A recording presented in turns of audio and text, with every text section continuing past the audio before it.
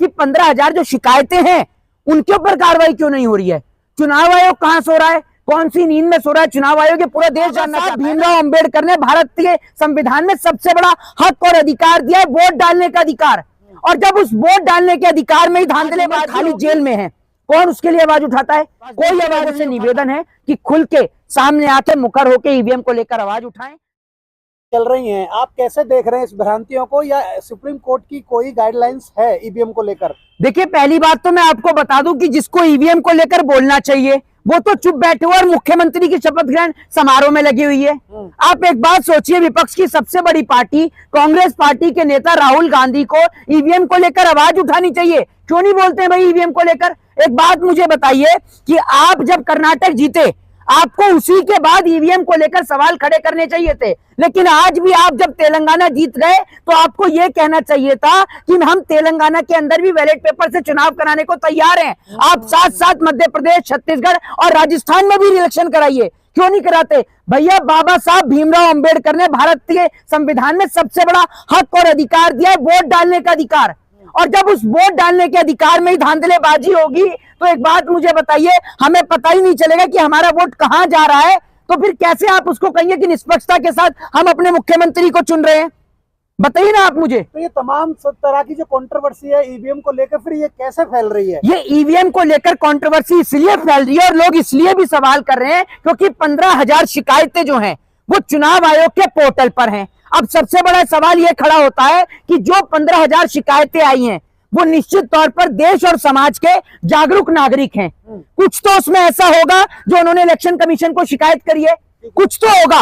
मैं कहता हूं कि 15,000 शिकायत में भी अगर 10,000 शिकायतों में कुछ सामने निकल कर आता है तो चुनाव आयोग उस पर कार्रवाई क्यों नहीं करता? जिस प्रकार से चुनाव आयोग एक जो है कांग्रेस के नेता को एक डीजीपी जब गुलदस्ता हाथ में थमा देता है तो उस डीजीपी को सस्पेंड कर दिया जाता है, ठीक उसी तेज गति के साथ में चुनाव आयोग कार्रवाई क्यों नहीं कर रहा उन 15,000 शिकायतों के ऊपर?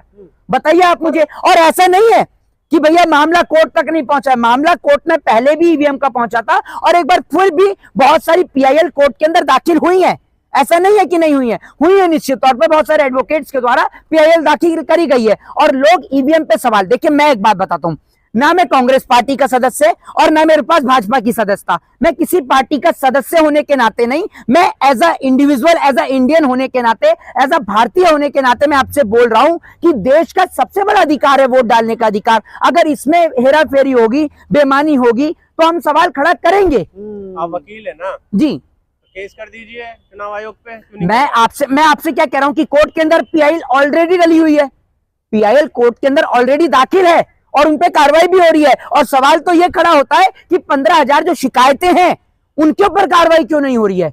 चुनाव आयोग कहां सो रहा है, कौन सी नींद में सो रहा है चुनाव आयोग? ये पूरा देश जानना चाहता है ना, ये सबसे बड़ा सवाल है। और एक बात मुझे बताइए, जो ईवीएम आप कह रहे हैं कि इलेक्ट्रॉनिक वोटिंग मशीन, पहली बात तो यह कि ये ईवीएम जो है पहले भी अन्य चुनावों में, सबसे बड़ी बात यह कि ये कभी कब्रिस्तान के अंदर पाया जाता है, कभी सड़कों पर पाया जाता है। एक बात मुझे बताइए कि कब्रिस्तान में चुनाव हो रहे हैं क्या, जो ईवीएम कब्रिस्तान में पाया जा रहा है?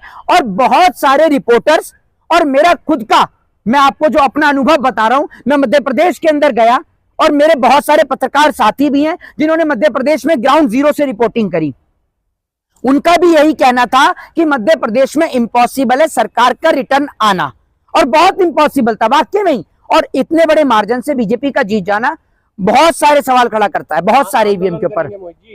आंदोलन करेंगे ईवीएम के खिलाफ। देखिए, एक बात मैं आपको बता देता हूं कि मैं तो कह दूंगा कि मैं आंदोलन करूंगा, लेकिन ये बात आप भी जानते हैं और पूरे देश को भी पता है कि इस देश के अंदर जब इतना बड़ा आंदोलन, किसान का जो आंदोलन था, इतना बड़ा आंदोलन देश में बैठा, जब उसको लेकर सरकार के कान पर जू नहीं रहेंगी। पेंशन का मामला कितना पुराना है आप सभी को पता है। बिल वापस ले तो लिए थे जी, बिल वापस ले लिए, लेकिन जो वादे किसानों के थे, एमएसपी यानी न्यूनतम समर्थन मूल्य की गारंटी और तमाम जो गारंटियां थी, उनके वादों का क्या हुआ किसान के? और जो किसान नेता जो जेल के अंदर बंद थे उनको अब तक रिहा नहीं किया गया, उनके ऊपर केसेस नहीं हटाए गए। तो सरकार ने जो वादे किए, जब आप सोचिए इतना बड़ा आंदोलन चला और सरकार को कोई फर्क नहीं पड़ा, तो आप सोचिए कि अगर एक ईवीएम का मुद्दा बैठ जाएगा तो सरकार उसको डैमेज करने के लिए जो उसके मेन लीडर्स होंगे उनको उठाकर अगर जेल में बंद कर देगी तो इस देश के लोग बिल्कुल आवाज नहीं उठाएंगे। आज उमर खालिद जेल में है, कौन उसके लिए आवाज उठाता है? कोई आवाज नहीं उठाता। ऐसे बहुत सारे सामाजिक कार्यकर्ता हैं जो आज जेल की सलाखों के पीछे हैं, लेकिन हम जेल की सलाखों से नहीं डरते। हम जेल की सलाखों से नहीं डरते। ना तो हम चोर हैं, ना हम डकैत हैं, ना हम आतंकवादी हैं, ना हम उग्रवादी हैं। हम इस देश के नागरिक हैं और हमारा इस देश में फर्ज बनता है कि अगर देश में कहीं कुछ गलत हो रहा है। अब हमारे ऊपर लोग एक सवाल खड़ा करते हैं कि मोहित शर्मा जो है वो मुसलमानों के पक्ष में बोलते हैं, तो मैं उनको बता दूं और जवाब दे दूं कि मुसलमान तो पाकिस्तान में भी रहते हैं, मुसलमान तो अफगानिस्तान में भी रहते हैं, इराक, सऊदी और क्या कहते हैं और तमाम जगह भी रहते हैं। मैं वहां के मुसलमानों के लिए तो नहीं बोलता। मैं भारत देश के उन तमाम, सुन लीजिए जी, इजराइल के लिए तो बोलते हो। किन के लिए? इजराइल के लिए नहीं बोलते। मैंने तो फिलिस्तीन के लिए बोला है। फिलिस्तीन के लिए, सॉरी। हाँ, आप पहले पढ़ के आइए। और फिलिस्तीन के लिए इसलिए बोला है जिस देश पर मेरे, जिस राजनीति के जरिए मेरे पिताजी चले, मेरे दादा चले, मेरे प्रधानमंत्री चले देश के, चाहे वो वाजपेयी जी हो, मनमोहन सिंह हो, सब लोगों ने स्टेटमेंट दिया। तो मैं आपको बता दूं, मैं तो अपने देश के लिए बोलता हूं और ईवीएम का मुद्दा मेरे देश का मुद्दा है, मेरे भारतवर्ष का मुद्दा है, इसलिए मैं ईवीएम के ऊपर सवाल उठाता हूं। देश के तमाम लोगों से मैं ये कहना चाहता हूं कि भैया चुनाव में वोट डालने का अधिकार सबसे बड़ा अधिकार है। अगर ये निष्पक्षता के साथ नहीं होगा तो हम किस पे भरोसा करेंगे? तो आज देश के लोगों से निवेदन है कि खुल के सामने आके मुखर होके ईवीएम को लेकर आवाज उठा